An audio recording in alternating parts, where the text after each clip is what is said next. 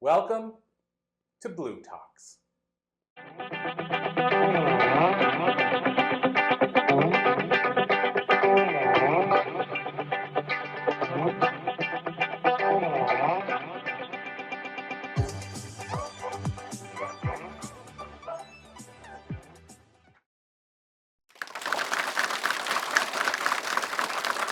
Melissa, hello. I am so excited for this interview. Why don't we start by you sharing a little bit about yourself? You got it. And I'm excited to be here too, Masha. Thank you so much. So I am, as I talk about in my talk, I am a recovering musician. I was a musician for decades. I played French horn. And then I unfortunately had an assault from a colleague, which forced me to get out of music altogether and take a different path. And what I did is I tried to figure out what had gone wrong. What happened that I couldn't get anybody to listen, that I fought the system for 7 years and that nobody wanted to hear me, that the system was more involved with keeping itself protected than actually taking care of its people. And the thing I kept coming back to is empathy, that there was something seriously missing with this. There was that human connection that wasn't happening. So I actually went back to school and got an MBA and am now finishing up my doctorate in interdisciplinary leadership. And my thesis is on empathy and leadership because I want to know, how does this happen to leaders so that they lack the human connection just to be able to be humane with their people? Wow. Yeah. That's amazing to be able to take something like that and then shift your life around it to help others. What has been the most surprising finding that you had since going on this journey? That empathy is a lot broader and deeper than people think. When we think of empathy, we think of the I feel what you're feeling kind of empathy. And that's one, but there's actually 43 different kinds. Yeah. And empathy isn't about feeling, it's about human connection and understanding. Wow. So what have you found are the pieces that most resonate with employers? You mentioned the leadership. How does that connect? How does the leadership connect to the empathy piece? So the first is actually educating them that empathy isn't just feeling, that it's about connection and understanding between human beings, and not even just between human beings. It can be between people and groups of people. It can be with animals. It can be with nature. It's seen everywhere. So getting these leaders to understand that it isn't a touchy-feely thing because they immediately get, weird about that, but that it actually is understanding connection. And that because there are different kinds of empathy you can connect to, like cognitive empathy is a big one. And that's, I logically understand what you're feeling. I may not be feeling anything, but I can get a hold of what it is. So that there's different ways to react to their employees, that there is statistical data that proves you increase profit, productivity, and innovation.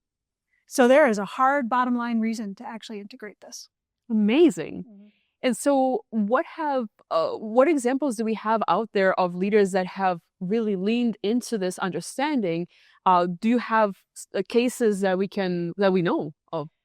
The interesting thing is that if you're looking for that kind of leadership, you're generally going to be looking at nonprofits, or you're going to be looking at national leaders like, say, the Dalai Lama, or those types of leaders. As far as like corporate leadership that really exemplifies this, they're not going to be the ones that you've heard of. They're usually very quietly going about building their empire very successfully and doing a fantastic job for their people, but they're not the ones that are blown out by the media. Interesting. Yeah. That's fantastic. So there are these individuals building with empathy. What are some of the pushback that you found? Because I feel like it's such a intuitive process. It makes so much sense, you would think. Mm-hmm. So what is some of the pushback against adopting empathy as a strategy? Feeling doesn't belong in business. I am a leader. I have to be strong. If I use this, I'm going to appear weak. I don't want to appear weak. I don't want to use empathy in my business because it's got to be hard by the line business, and feeling doesn't belong in business.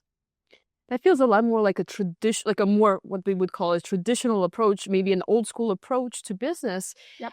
Is it are younger demographics more open to embracing empathy in their business? Yes, and in fact, if we don't actually get a hold of this because of the pushback that's coming from some of the younger demographics. So what you were talking about is what's called command and control style leadership. And it is that old traditional head of the company leadership style. And the younger generations are not willing to put up with command and control style leadership. So it behooves these leaders to figure it out before they get so much pushback that things tank irrevocably. Yeah, because at that point they become obsolete. Yes. Interesting. So you mentioned the research and working on this. What were you going in hoping to find, and how has your own perspective shifted since doing the research? I didn't know what I was going to find.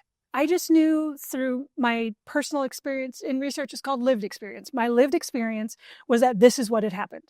And that when I needed help and I needed to actually reach out to people and say, this is wrong, that I couldn't get the help I needed for 7 years.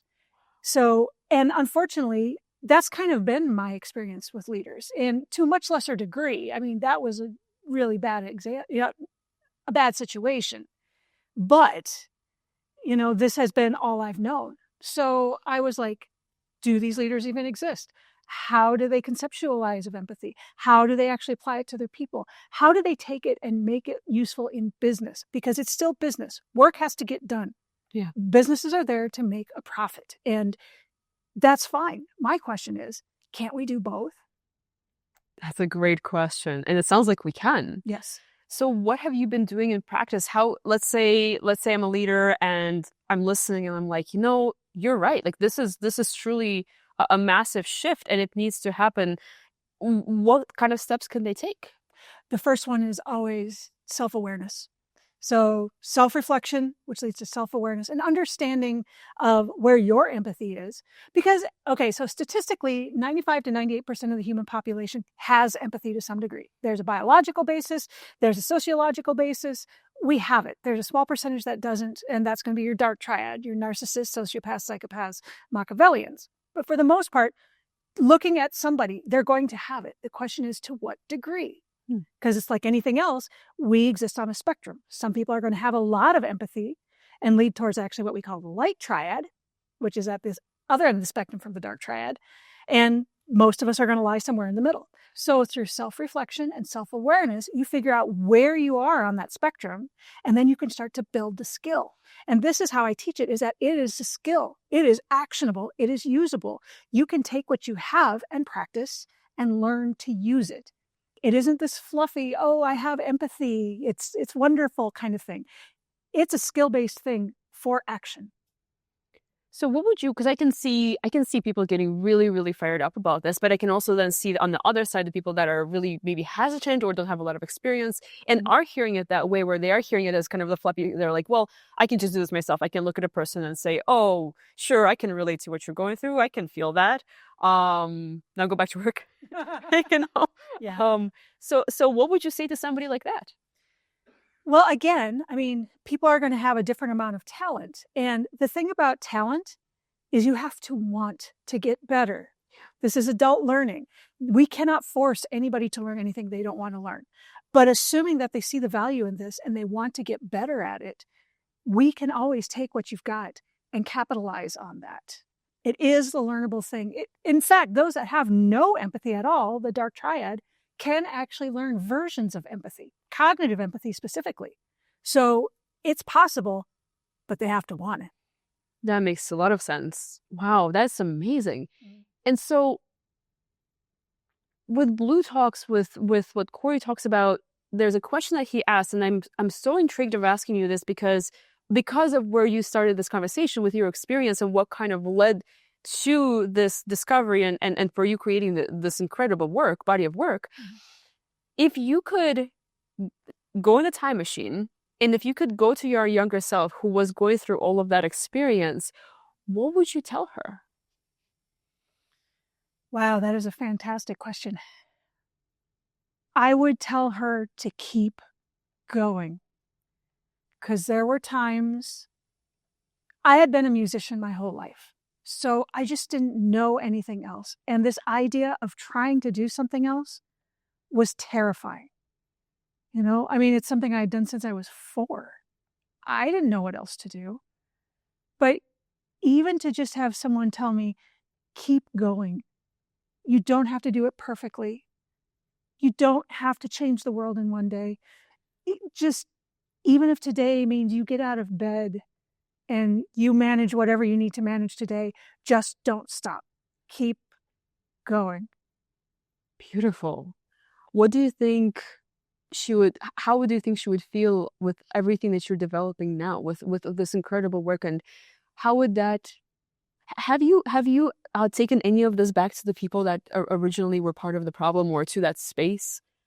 I haven't. Not yet. It's coming. It is. But there's a part of me that's very afraid because I feel like they destroyed me once. Are they going to destroy me again? And even though I understand that's a completely illogical thought and they can't touch me, the younger woman inside of me is always going to have that fear. Yeah. So I'm really looking forward to hearing the rest of your story. Like that is going to be such an impactful thing, and what you're doing for those who are currently in that situation and having leadership that shifts, having leadership that cares. Honestly, that's what it's about. That is beautiful. And so with this time machine question, so when we talk about time machines, what actually comes to mind for you? Like what comes up, whether it's around history or time machines, what comes up around that? You know, I loved the H.G. Wells book, The Time Machine, when I was younger. And I remember being really fascinated with this idea that he didn't just move backwards and forwards in his own life, but also like to the end of time and in these super broad strokes. But when I think about it for me, I don't know that I would want to go to the beginning or the end of time. It's more like I can think of places in my life that it isn't necessarily that I want to change them, but I wonder what would have happened if. Interesting. That is, like, this would be a really good movie. So interesting. So if we're thinking about it, so from a movie, you mentioned the book. Yeah. Are there movies that come to mind that kind of represent that for you? Well, there was a movie done in like, I don't know, maybe the 50s or 60s on that book. And I actually remember not liking it a whole lot because it didn't live up to what I had going on in my head. There's an opportunity to redo it, make it better. I know, right? So yeah, I can't really think of any that really grabbed me the way that book did, but I'm sure they're coming. What would you change about that movie? Like if you were the director and we were on that scene as it's being created, what would you ask them to do differently?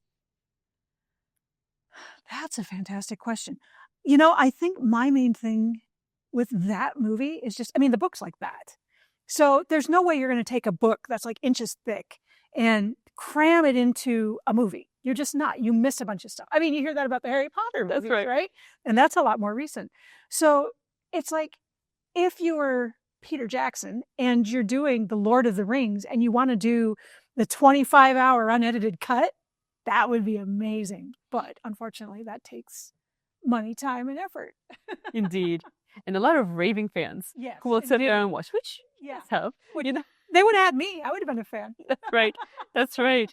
Amazing. So then what's next?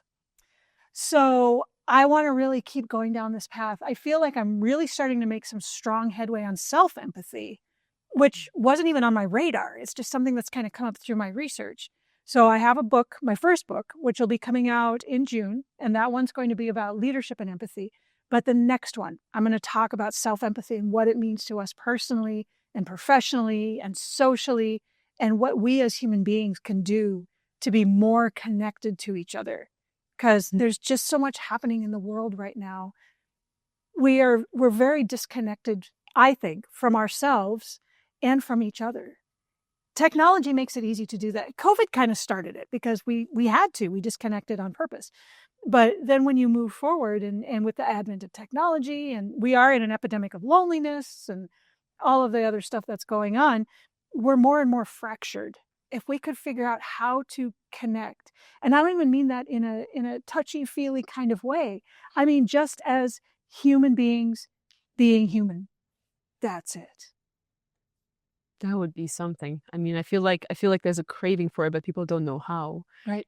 And so what advice would you have? So for somebody listening on the other side and again, just truly hearing this and saying, what can I do? How can I help mend this space?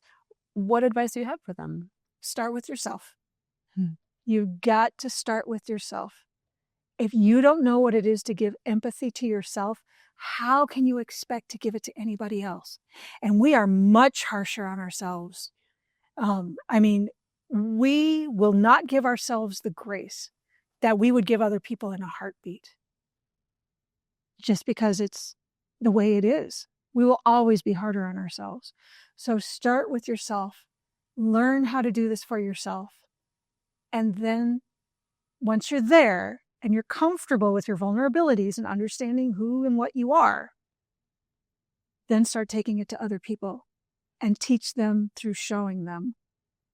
That's beautiful. That's how we change the world right there, honestly. Yeah. So do you have, as we finish up here, do you have some final thoughts that you would like to leave our listeners with? You know, so I keep talking about starting with yourself, seeing what's going on inside. But when you do that, it can be very painful because we have lots of layers of emotions and expectations we haven't met and things we wish we'd have done and all of this stuff. So when you do start with the self, be critical but not caring. Take your time, understand what's there, but don't judge yourself. Don't rip yourself apart. Don't assume you should have done something different. Don't be mean to yourself. You know, look at the data like a computer. Be critical. There was this and there was this, and maybe I could have reacted better here, and maybe this could have been better there. But not caring. Don't judge yourself in the process. Just use it as information to understand yourself so that you can move on to the next best version of yourself, version 2.0. That's right. Beautiful, beautiful. So you mentioned the books that are coming out and the book coming out first and then the next one that you're going to be working on. Yep. How can people get in touch with you? Because this is such an important subject. So my website is EQ via empathy, because that's when I'm talking to leaders, that's what I talk about is emotional intelligence through the lens of empathy, because it's just very needed. And you can catch me there. I'm also very active on LinkedIn. I have my own YouTube channel, which I love to have people join the conversation there. And I just launched a podcast. So. Oh, congratulations. Wonderful. And what's the podcast called? The Empathic Leader. Oh, I love that. Of course, it's the Empathic Leader. Amazing. Well, thank you so much. This has been absolutely insightful, and I'm so excited to see the next pieces of work that come from you. This is so needed. Thank you. And this has been fantastic. Thank you.